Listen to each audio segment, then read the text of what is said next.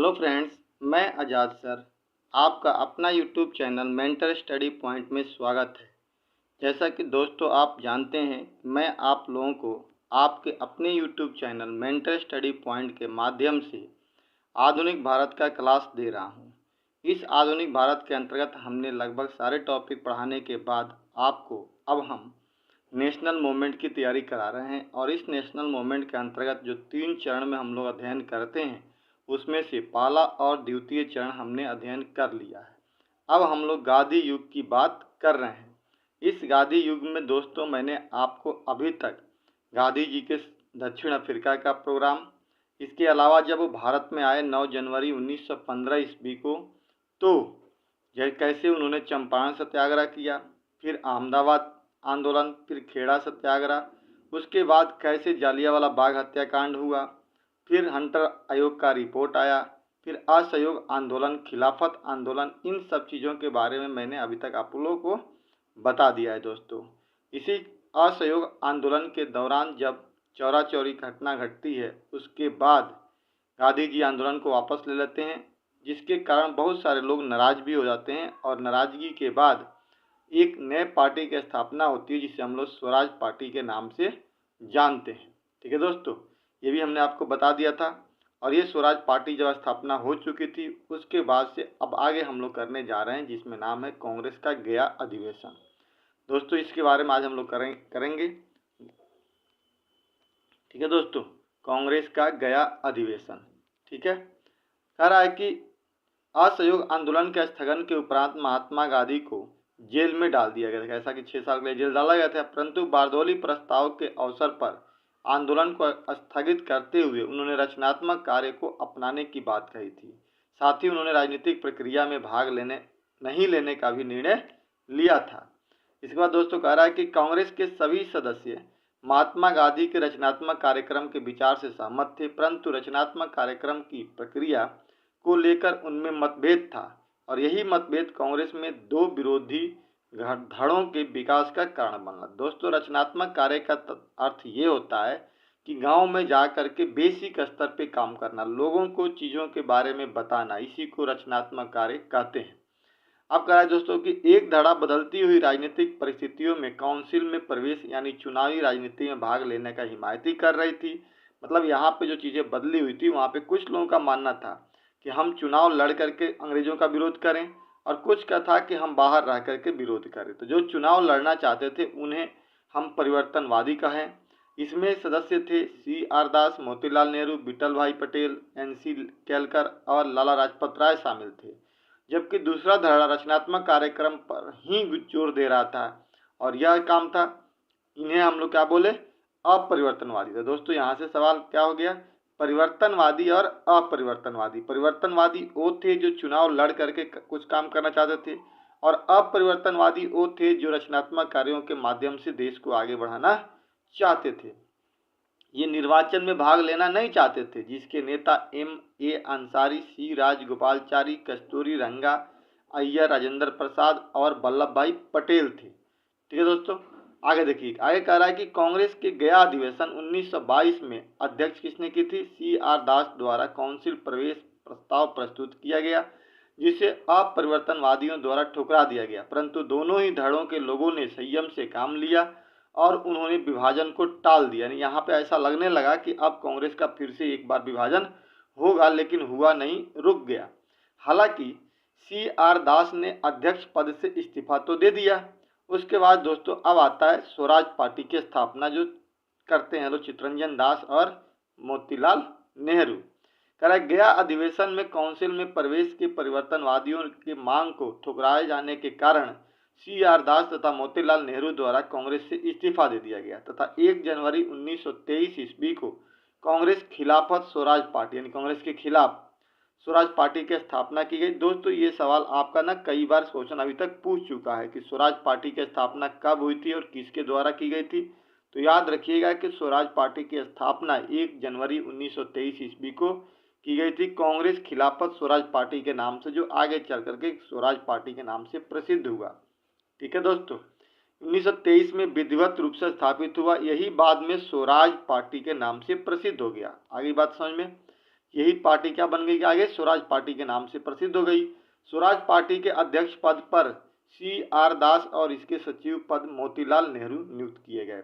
यानी जो अध्यक्ष बने वो CR दास और सचिव कौन बने, मोतीलाल नेहरू। तो दोस्तों यहाँ पे सवाल कई बार पूछा गया है कि स्वराज पार्टी, 2 सवाल पूछा जाता है। स्वराज पार्टी की स्थापना कब हुई थी, 1923 ईस्वी में। किसके किसके द्वारा हो गई थी, तो CR दास और मोतीलाल नेहरू ने भाग लिया था। इसके अध्यक्ष कौन थे, CR दास। CR दास का मतलब होता है चितरंजन दास, और सचिव कौन थे, मोतीलाल नेहरू, जवाहरलाल नेहरू के पिताजी।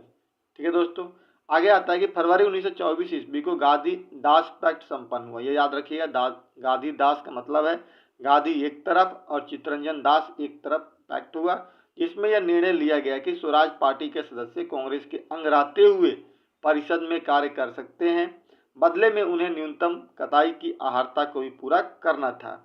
पहला चुनाव 1923 में तथा दूसरा चुनाव 1926 में हुआ। स्वराज पार्टी ने इन दोनों चुनावों में भाग लिया। 1923 ईस्वी के चुनाव में स्वराजवादियों ने केंद्रीय विधानसभा की 105 सीटों में से 42 सीटें जीती और 1925 ईस्वी के निर्वाचन के बाद स्वराज आदि नेता विट्ठल भाई पटेल केंद्रीय विधानसभा के अध्यक्ष चुने गए। दोस्तों एक क्वेश्चन मैंने बताया था ना आप लोगों को, कौन पहली बार चुने गए थे, तो पटेल जी चुने गए थे, जिनका नाम था विट्ठल भाई पटेल।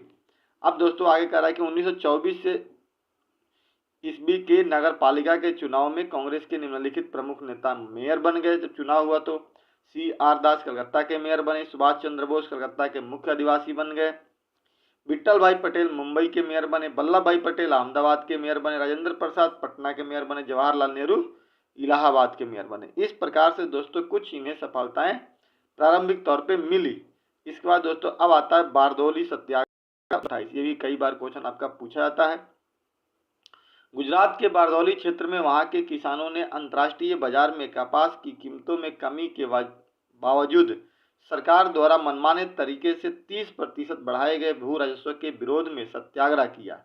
किसानों का नेतृत्व वल्लभ भाई पटेल ने किया था। इसी आंदोलन के समय में बारदौली क्षेत्र के महिलाओं ने वल्लभ भाई पटेल को सरदार की उपाधि दी थी। दोस्तों आप याद रखना कि यही ये क्वेश्चन पूछा था कि वल्लभ भाई पटेल को सरदार की उपाधि किसने दी थी, तो वल्लभ भाई पटेल को सरदार की उपाधि बारदौली क्षेत्र की महिलाओं ने दिया था। किसने दिया था दोस्तों, तो याद रखना महिलाओं ने दिया था। बाद में सरकार ने विवश होकर ब्रूमफील्ड और मैक्सवेल समिति का गठन कर भू राजस्व में वृद्धि की जांच करवाई।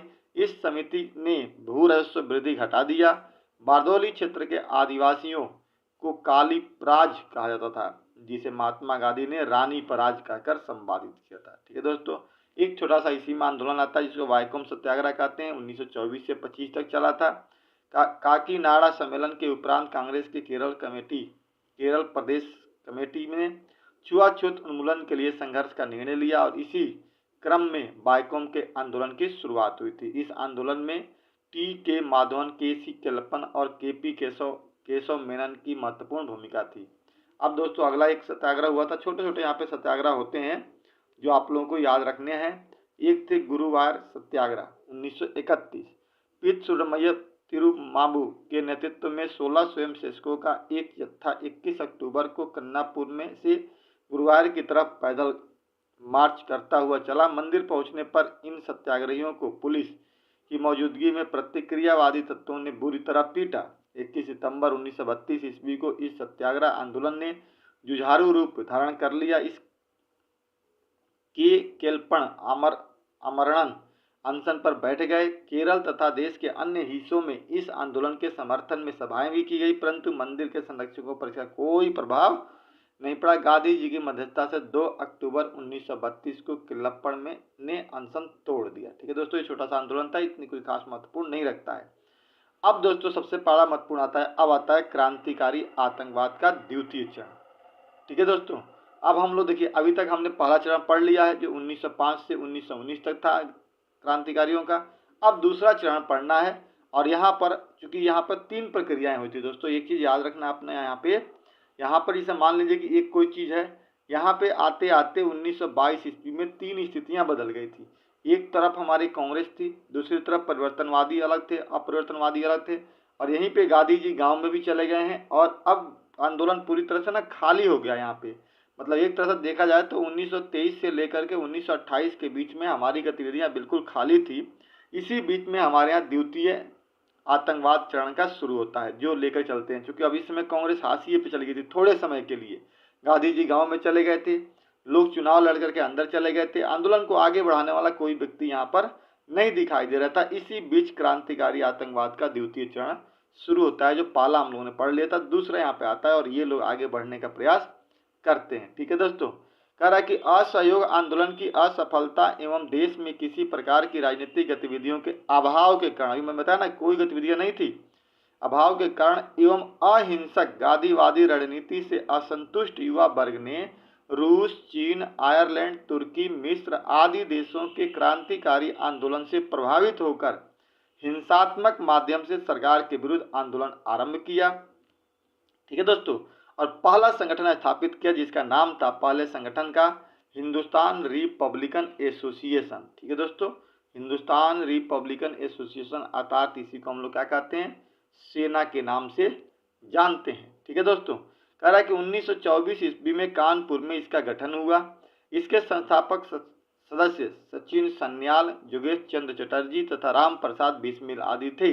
इसका उद्देश्य सशस्त्र क्रांति के माध्यम से, मतलब क्रांतिकारी गठबंधन के माध्यम से औपनिवेशिक सत्ता को उखाड़ फेंकना और एक संघीय गणतंत्र संयुक्त राज्य भारत की स्थापना करना इनका मेन उद्देश्य था दोस्तों। ठीक है, हिंदुस्तान रिपब्लिकन एसोसिएशन के कार्यकर्ताओं के द्वारा 9 अगस्त 1925 ईस्वी को लखनऊ के निकट, आज ही का दिन था जी 9 अगस्त। ठीक है दोस्तों, आज ही 9 अगस्त है और आज ही के दिन काकोरी कांड की घटना घटी थी।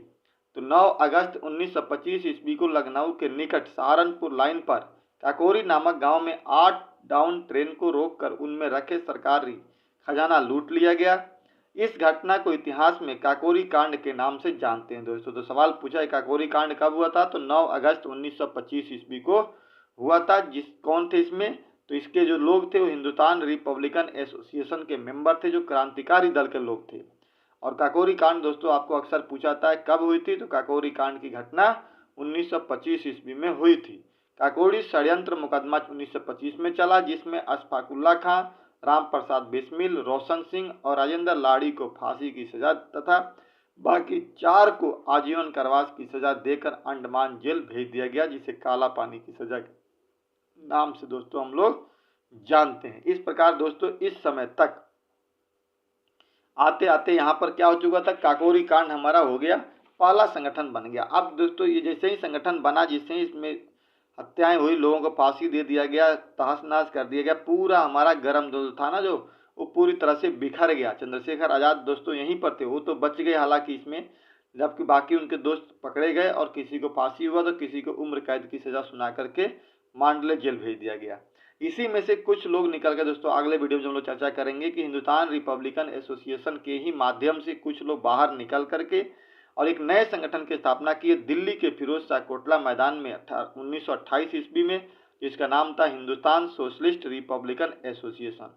और उसके माध्यम से तब जाकर के अपनी गतिविधियों को इन लोगों ने आगे बढ़ाया। ठीक है दोस्तों, इसी के साथ ही हम अपनी वीडियो को समाप्त करते हैं। जो भी वीडियो से नए व्यक्ति जुड़े हुए हैं, चैनल से जुड़े हुए हैं, प्लीज़ चैनल को सब्सक्राइब कर दीजिए और अपने दोस्तों के बीच में ज़्यादा से ज़्यादा शेयर करने का प्रयास कीजिए। ठीक है दोस्तों, जय हिंद,